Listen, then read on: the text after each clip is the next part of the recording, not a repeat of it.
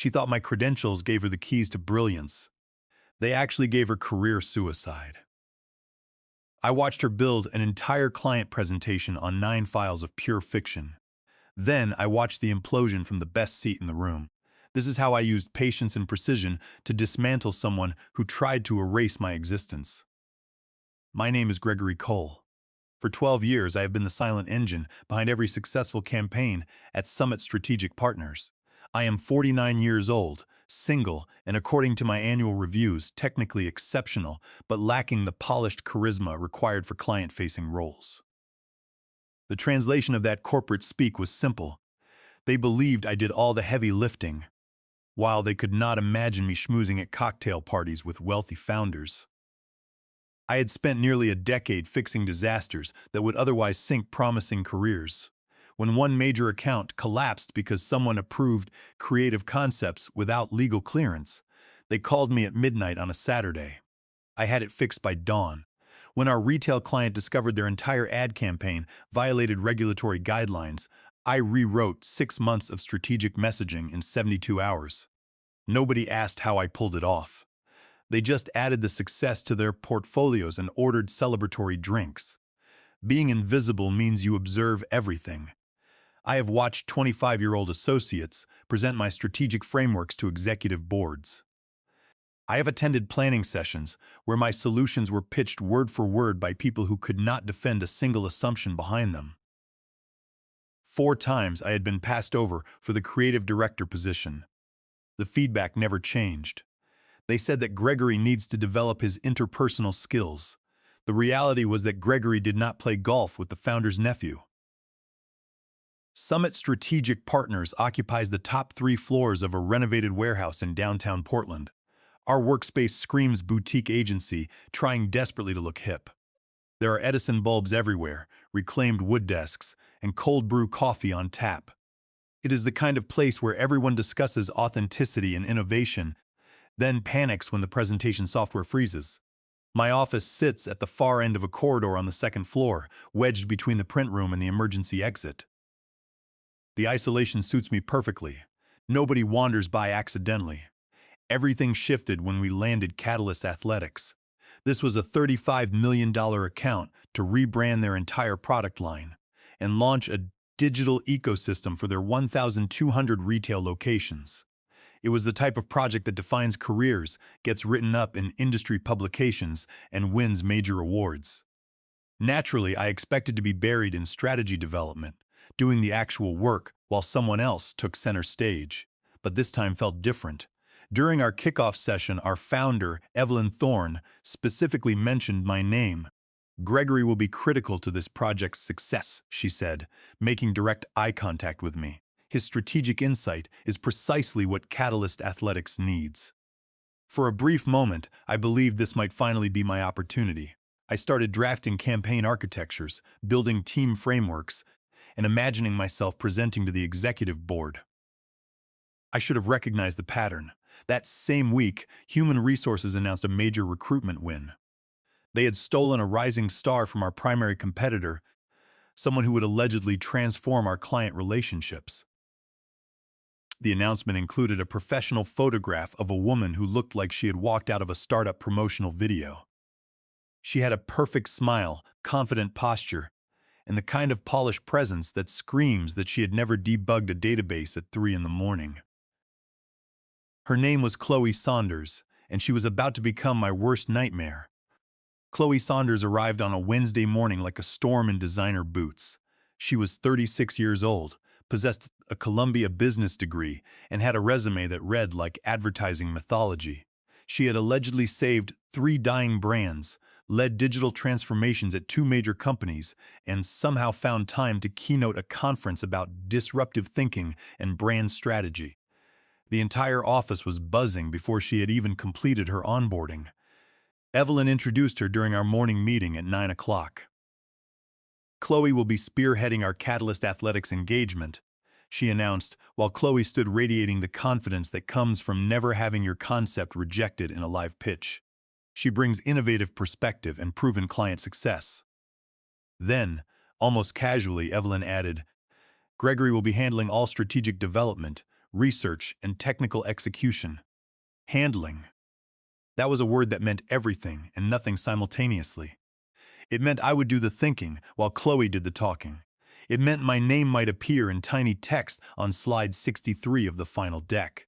It meant another year as the invisible architect while someone else collected the accolades.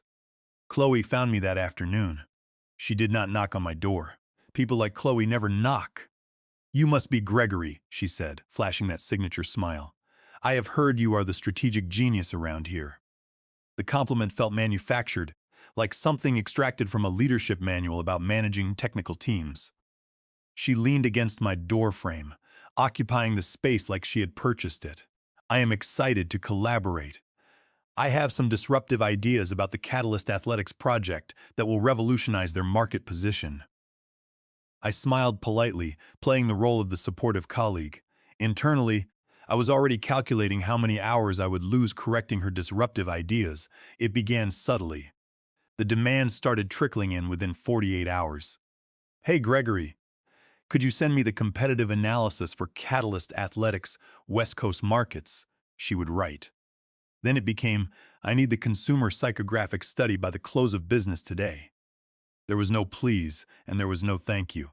It was just pure expectation. By week 2, she was forwarding client inquiries with only the words "handle this" typed at the very top of the email chain. The breaking point arrived on a Tuesday at 5 o'clock in the evening. I was deep into building a complex brand positioning framework when Chloe burst through my door.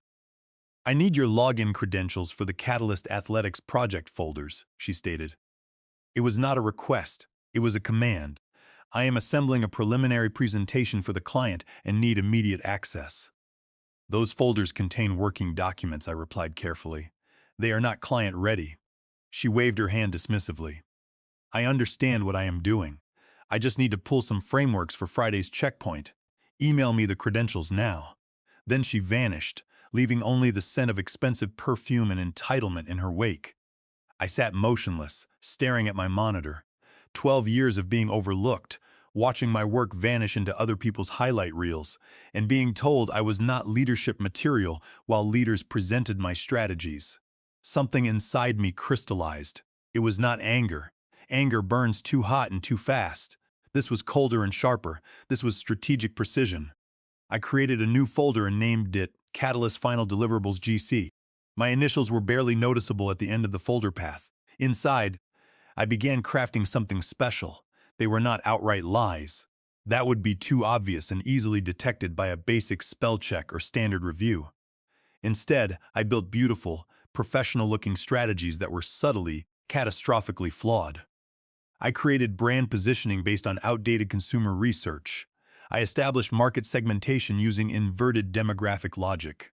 I developed campaign concepts that would alienate their core audience while pretending to appeal to them. I structured media plans with budget allocations that made absolutely no financial sense. Wrote messaging frameworks that contradicted the core values of Catalyst Athletics. Each file looked impeccable. They featured polished graphics, compelling narratives, and data tables that seemed authoritative. But underneath the surface, every single recommendation would lead Catalyst Athletics directly into a multi-million-dollar disaster. The email to Chloe was concise. "Here are the credentials for the Catalyst Athletics folders. The files in Catalyst Final Deliverables should have all the information required." I hit send at exactly 6 o'clock, then archived a copy to my personal backup drive. The trap was armed. Now, I simply waited. Creating those 9 dummy files felt like composing a symphony of controlled chaos. Each one needed to be perfect in its imperfection, professional enough to pass casual inspection, yet flawed enough to detonate under close scrutiny. I spent evenings after Chloe left, usually around 6 in the evening, crafting my masterpieces. File 1 was the brand positioning strategy. The framework gleamed with strategic models and positioning maps, colors perfectly calibrated to impress the viewer.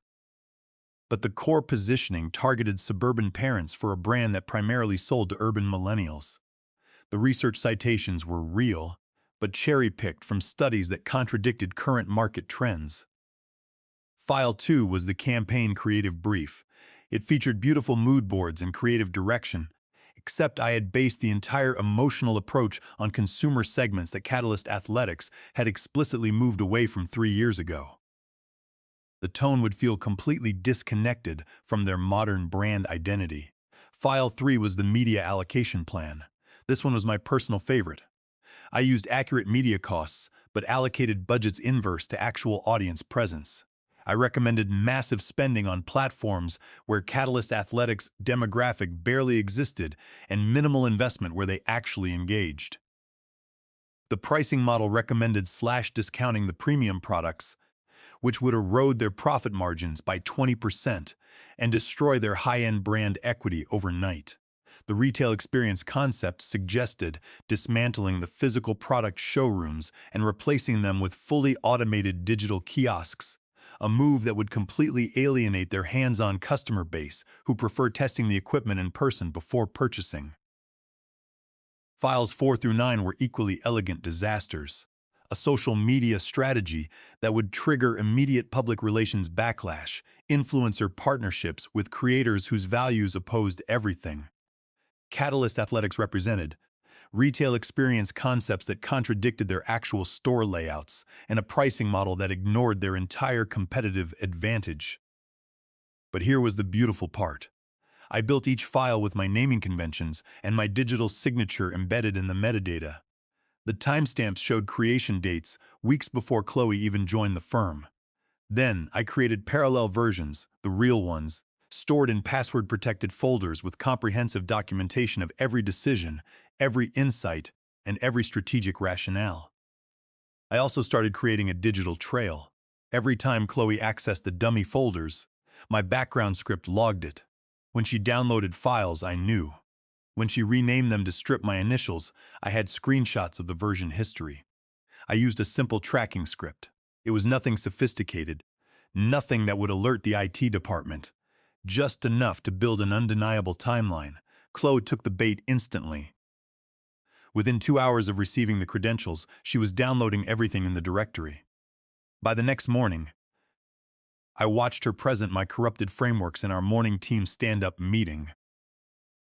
I worked late last night developing these strategic approaches, she announced to the room, pointing to visualizations I had created 4 weeks earlier. The insights are groundbreaking. James from Brand Strategy raised his hand. That positioning seems counterintuitive. Are we really targeting that demographic? Chloe's smile remained flawless. That is exactly the conventional thinking we need to challenge. Sometimes strategy requires bold moves that make people uncomfortable. She advanced to the next slide, which showed my intentionally disastrous media plan. But look at these channel opportunities. This is why Catalyst Athletics hired us. I maintained a neutral expression, taking notes like a dutiful team member. Internally, I was documenting every false claim, every misrepresentation, and every moment she passed off my sabotaged work as her own revolutionary thinking. The following month became a careful dance. Chloe would demand new strategies, always urgent, always at the last minute. I would provide them from my special folder. Each file was a precisely crafted weapon waiting to backfire. She started sharing them directly with Catalyst Athletics leadership, attaching her name as lead strategist, occasionally remembering to credit me in the footnotes as research support. The most revealing moment came during a Thursday afternoon check-in. Chloe was showing Evelyn our progress, using my dummy files exclusively. "The strategic work is exceptional," Evelyn said, glancing at me. "Gregory, your analytical depth really shows through here." Actually, Chloe interjected smoothly. While Gregory provided some initial data gathering, I have completely reimagined the strategic direction. This represents a fundamentally different approach than what we typically use. I smiled. "Chloe has definitely put her unique perspective on things," I said. "Let her claim it. Let her own it. Let her build her entire reputation on strategies that would fail spectacularly under real-world pressure." Every presentation made her more committed, more invested in the fiction. She could not reverse course without admitting she had been presenting garbage for weeks. At this stage, I had to ensure my legal protections were absolute. As a seasoned professional, I had previously registered my proprietary strategic methodologies, including the core frameworks. Chloe was copying under Title 17, United States Code, Section 106, which grants exclusive copyright protection to creators. Furthermore, the agency's employment agreement stated that any work produced using proprietary personal intellectual property required explicit licensing. By downloading my files, stripping my copyright headers, and representing them as her own work to secure a promotion, Chloe was committing copyright infringement. Additionally, by signing her name to the internal compliance forms and project logs that certified she had authored and validated the strategic data, she was committing forgery under California Penal Code Section 470. By violating California Penal Code Section 470, she was committing a serious offense. My attorney explained that by using my credentials to access and modify proprietary strategic files without authorization, she had crossed the line from corporate politics into actual criminal misconduct.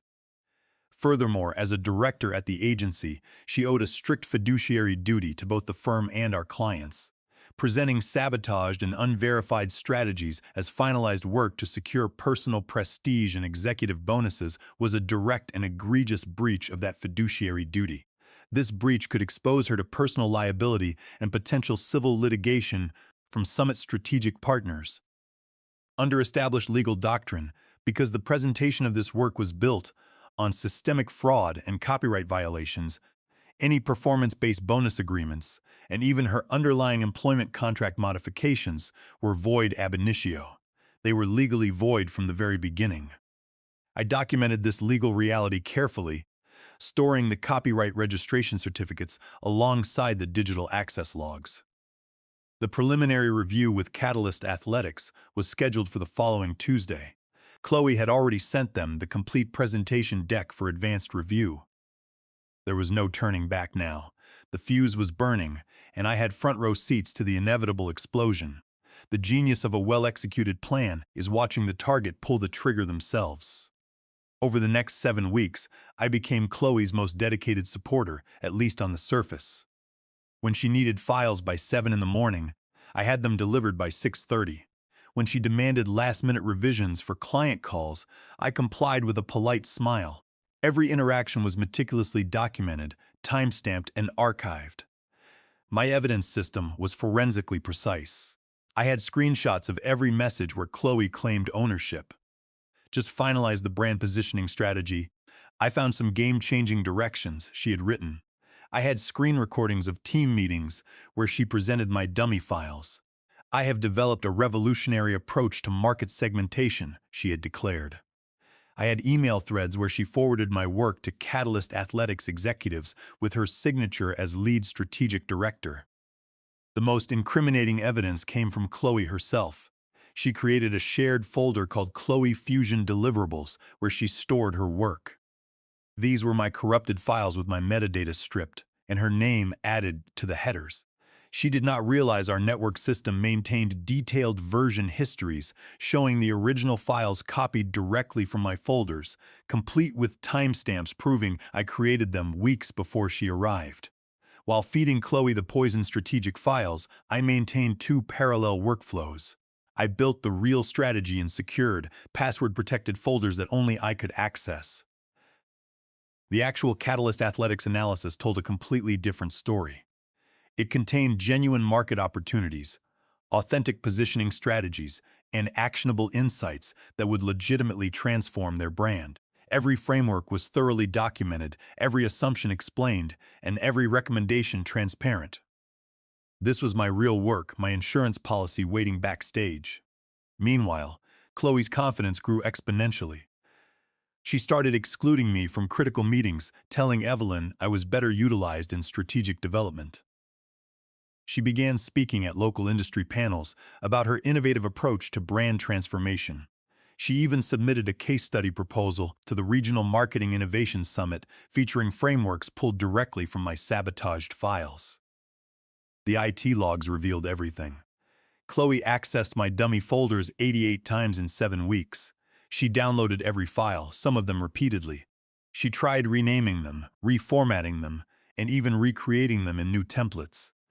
But the digital fingerprints remained. Every single action created breadcrumbs leading back to those original corrupted files in my private directory. 4 days before the big presentation, I overheard Chloe on a call with Catalyst Athletics' chief marketing officer. "The strategic framework is absolutely bulletproof," she assured him. "I have personally validated every element and every recommendation. This is unassailable work." She was standing right outside my office, speaking loud enough to ensure I heard every word.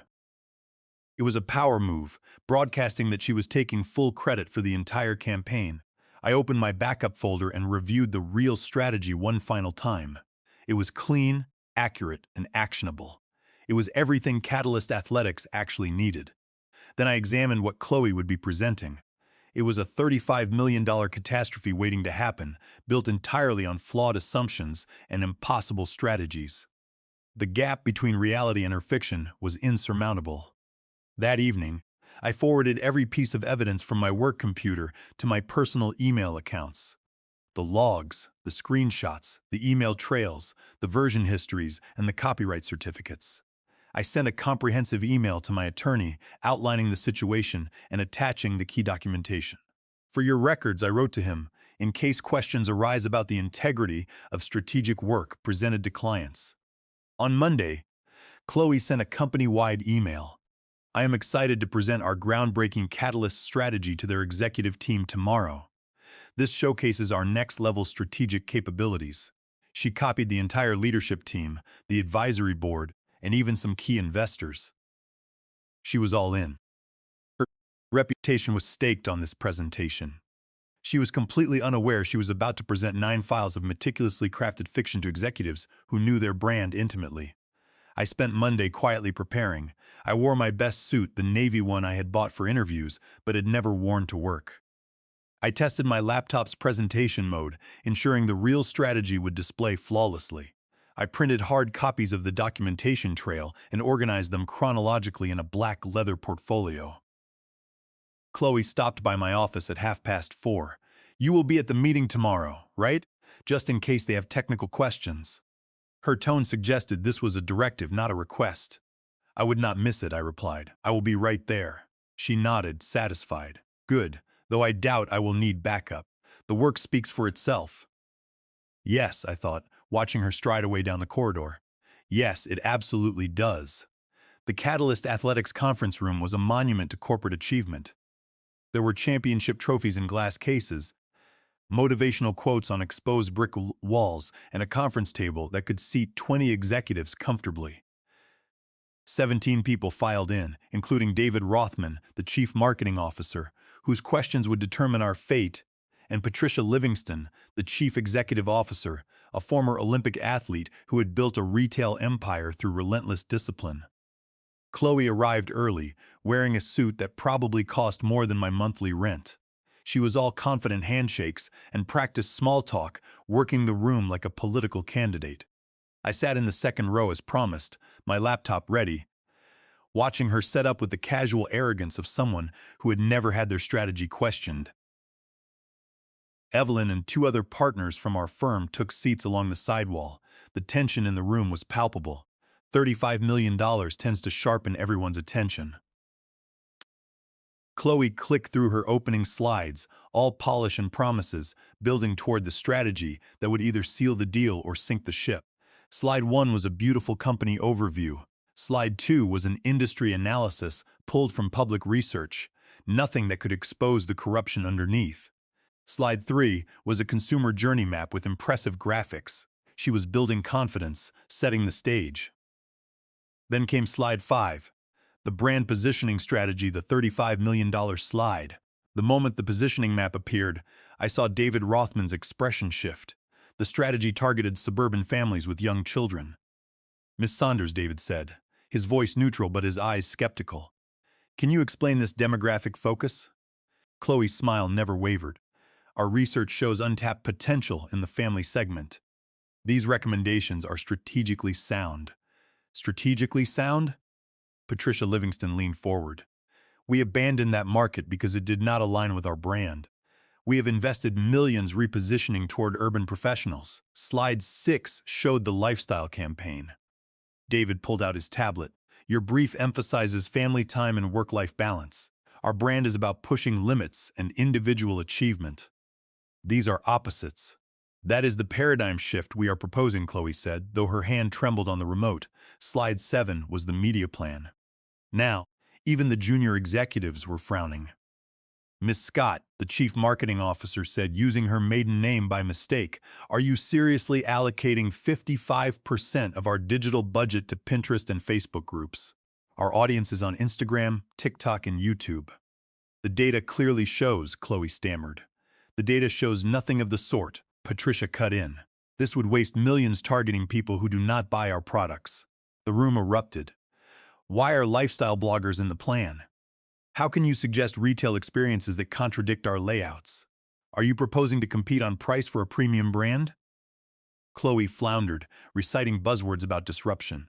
Each answer sank her deeper. Then Patricia asked the killing question. "Do you even understand our brand at all?" Silence fell over the room. 17 eyes locked on Chloe. Her mouth opened, then closed, but nothing came out. David's voice was quiet and lethal. "Mr. Cole, do you have anything to contribute?" All heads turned toward me. Chloe went pale. I stood up, smoothing my suit. "Yes, Mr. Rothman, I do." My laptop was already open, the real strategy loaded, grounded in truth. "May I?" I held up a connection cable. Patricia nodded. "Please." As I passed Chloe, who was frozen in place, I felt 12 years of invisibility dissolve. The screen flickered, her fantasy vanished, and reality appeared. Urban millennials, aged 25 to 38, precisely the demographic catalyst athletics had repositioned to serve. "This aligns with your evolution," I said, my voice steady. "Returning to family markets would contradict millions in investment." David leaned in. "These demographics match our internal data exactly." I walked through the real campaign. Athletes instead of lifestyle bloggers, large format retail, premium pricing and digital spend focused on performance platforms. 50 minutes later, the room was fully engaged, taking notes and asking smart questions. This was strategy as it should be, honest, rigorous, and collaborative. Finally, Patricia raised her hand. "Mr. Cole, if you had this, why were we shown that?" She gestured to Chloe, who was still rooted by the wall. I pulled up the system logs on the screen. "Transparency matters," I said. "These are the timestamps, access logs, and email trails." The flawed files were internal drafts, never client-ready. They were accessed without authorization and presented as final work. Furthermore, the strategic frameworks used in those files are my registered intellectual property under federal copyright law. They were reproduced without permission, and the metadata shows that my digital signatures were altered, which constitutes forgery under California Penal Code Section 470. David scrolled on his tablet. The logs confirm this. The metadata was altered, and it was done poorly. I showed the message histories, presenting the full chain of custody. I laid out the proof like a prosecutor, calm, factual, and undeniable. From the sidewall, Evelyn finally spoke, her voice tight with fury. "Gregory, why did you not escalate this internally?" I met her gaze. "I did document everything internally, but my concerns about strategic integrity have historically been undervalued. I believe the client deserved to see the truth." Patricia stood up. "Ladies and gentlemen, we need a brief recess. Mr. Cole, please stay, the rest of you," she said, her eyes lingering on Chloe. "Wait outside." As the room emptied, Chloe tried to speak. "This is a setup." He deliberately, she began. "Miss Saunders," Patricia cut in, "I suggest you use this time to consider your position very carefully." Once alone with the Catalyst team, Patricia's tone softened. "That was quite a risk." "My job is to provide accurate strategy," I said. "I could not let you make $35 million decisions based on fiction." 12 years of experience, and I have rarely seen someone put their career on the line for integrity. "I want him running this project." Patricia nodded. "Can you deliver what you just showed us?" "Yes, but I will need real authority and direct access to your data." "Done," she said, extending her hand. When the summit team returned, Patricia's message was clear. "We are moving forward with one condition. Gregory Cole leads, non-negotiable." Chloe's face went completely pale. She had built her entire presentation on poisoned files and now had nowhere to hide. Back at the office, the news had already spread. Chloe was gone, escorted out by security. Evelyn stayed behind to manage the fallout. By 3 in the afternoon, Evelyn announced in an all-hands meeting that Gregory Cole was now the director of brand strategy, and Chloe Saunders was no longer with the company. For the first time in 12 years, I was not invisible. By Friday, I had assembled a real team of strategists who cared about substance. The work flowed, and Catalyst Athletics was thrilled. 6 months later, the campaign launched on time and under budget. It drove an 18% lift in their core demographic and saved $2,800,000 in retail operations. Patricia sent a handwritten note praising our team. It is now framed in my new corner office. Chloe's LinkedIn page briefly listed a small startup, then went dark. The industry does not forget spectacular failures. I published a paper on strategic integrity that won an award at the regional summit, the exact one that Chloe had targeted for her fraudulent case study. That night, I opened a new project folder. My initials were front and center. No traps this time, just honest work. The invisible man was gone. In his place stood someone who had learned the real rules of corporate survival. Document everything, trust carefully, and if someone steals your work, make sure they are stealing exactly what they deserve.